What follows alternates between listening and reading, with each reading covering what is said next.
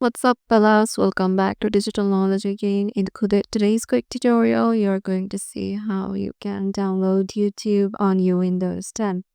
So, currently I'm using Windows 10 and let me show you how you can do that. I'm heading over to my Chrome browser and now heading over to my YouTube web.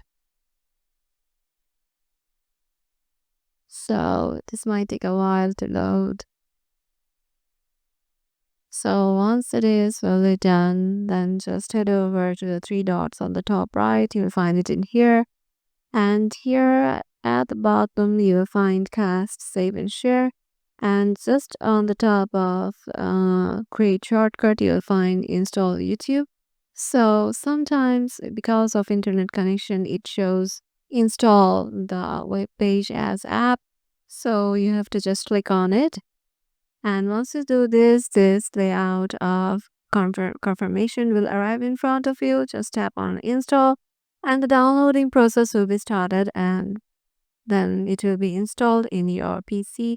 And then you have to just log in to your Google account in YouTube, and then you can use it. Yeah, so this is how easy it is to do. Hope this video will help you out, and we'll see you in the next video.